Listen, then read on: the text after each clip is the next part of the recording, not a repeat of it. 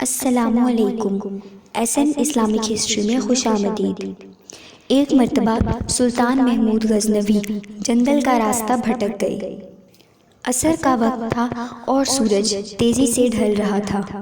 آپ ابھی جنگل میں راستہ تلاش کر رہے تھے کہ آپ کی نظر ایک ہندو دھرم کی شہزادی پر پڑی جو اپنی کنیز کے ساتھ شکار کے لیے نکلی ہوئی تھی۔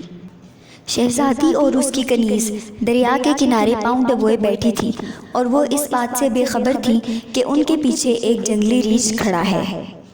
جنگلی ریچھ نے ابھی اپنا ہاتھ شہزادی کی طرف بڑھایا ہی تھا کہ سلطان محمود غزنوی نے 3 زوردار تیر ریچھ کو دے مارے، جس کی وجہ سے ریچھ ڈھیر ہو گیا۔ شہزادی کو یہ بات جاننے میں بالکل مشکل دشوار نہیں ہوئی کہ یہ کام صرف ایک بہادر جنگجو اور سپہ سالار ہی کر سکتا ہے۔ شہزادی نے سلطان محمود غزنوی کا شکریہ ادا کیا اور اپنا تعارف کرواتے ہوئے اپنا نام بتایا۔ شہزادی بولی کہ میرا نام سمرتی ہے، میں جے پور ریاست کے بادشاہ کی اکلوتی بیٹی ہوں۔ شہزادی نے کہا کہ میری جان بچانے کا شکریہ، میں اپنے پتا سے کہہ کر تمہیں فوج میں ایک اعلیٰ عہدہ دلا دوں گی۔ تم ہماری فوج کے سپاہی نہیں لگتے، بتاؤ تمہارا تعلق کہاں سے ہے؟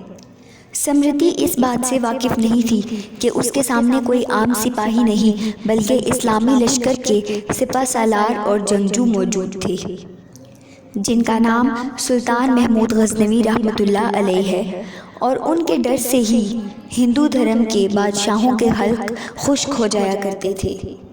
سلطان نے اس وقت اپنی شناخت کو چھپایا اور شہزادی سے کہا کہ چلیے میں آپ کو کسی محفوظ جگہ پر پہنچا دیتا ہوں۔ اندھیرا بڑھتا جا رہا ہے، اگر رات ہو گئی تو شاید رات اسی جنگل میں بسر کرنی پڑے۔ شہزادی سمرتی جان چکی تھی کہ یہ شخص لالچ اور خوف سے پاک ہے، اور وہ سلطان کی نظروں میں حیا اور شرم دیکھ کر اپنے آپ کو بہت محفوظ محسوس کر رہی تھی۔ شہزادی جنگل کی خاردار جھاڑیوں اور نوکیلے پتھروں کی وجہ سے تھک چکی تھی، تو سلطان محمود غزنوی رحمۃ اللہ علیہ نے کہا کہ آپ یہاں آرام کر لیجیے، رات بڑھ رہی ہے، اندھیرا ہو رہا ہے اور اس اندھیرے میں جنگل میں سفر کرنا درپیش نہیں ہے۔ موسم کے آثار بھی خراب نظر آ رہے ہیں، اس رات میں سفر کرنے سے بہتر ہے کہ ہم صبح یہاں سے نکلیں تو میں آپ کو کسی محفوظ مقام پر پہنچا دوں گا۔ سمرتی کے پاس سلطان پر اعتماد اور بھروسہ کرنے کے علاوہ کوئی دوسرا رستہ نہیں تھا۔ سلطان کو محسوس ہوا کہ شہزادی اس باریک لباس میں رات یہاں بسر نہیں کر سکیں گی، جس کی وجہ سے آپ نے اپنی موٹی چادر اتار کر شہزادی کو دی اور معنی خیز نظروں سے شہزادی کو سمجھایا کہ وہ یہ چادر اپنے اوپر اوڑھ لے۔ شہزادی نے وہ چادر کسی ڈر کے بغیر اپنے اوپر اوڑھ لی اور درخت کے ساتھ ٹیک لگا کر گھنی چھاؤں میں لیٹ گئی۔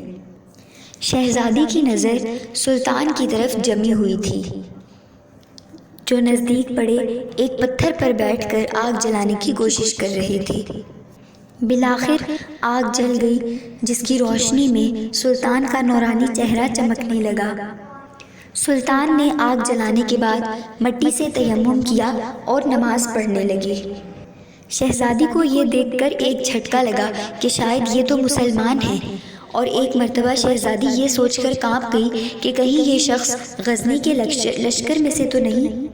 شہزادی نے سوچا کہ وہ تو لٹیرے ہیں، گائے اور بکری کا ماंس کھاتے ہیں، یہ تو مجھے زندہ نہیں چھوڑیں گے۔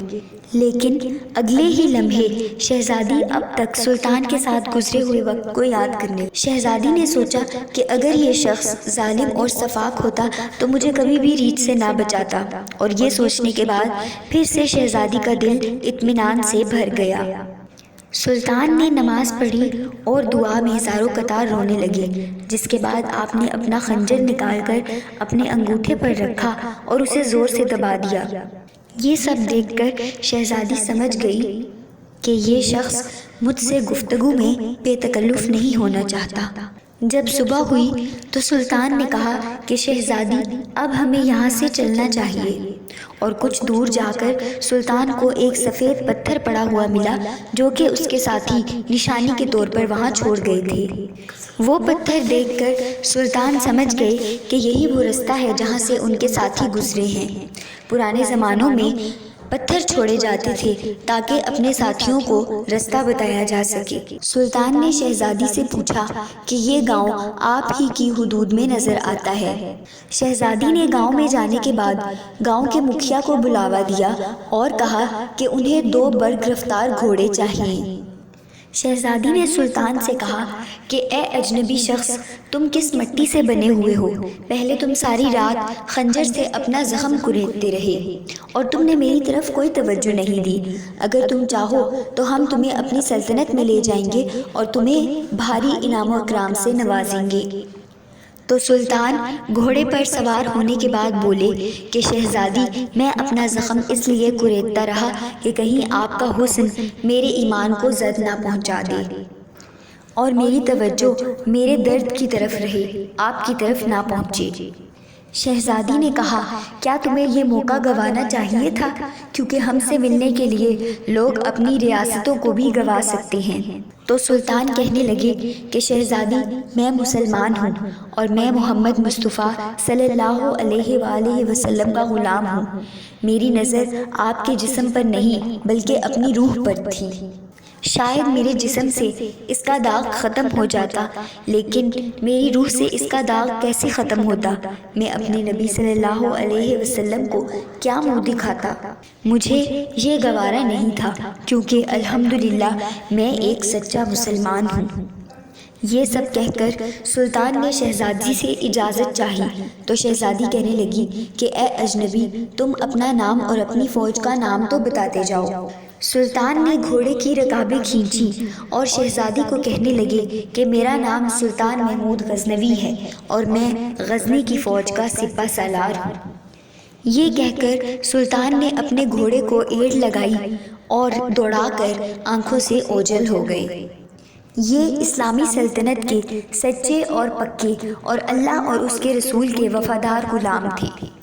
اگر آپ کو ویڈیو پسند آئی ہو تو ویڈیو کو لائک کریں اور چینل کو سبسکرائب کر دیں۔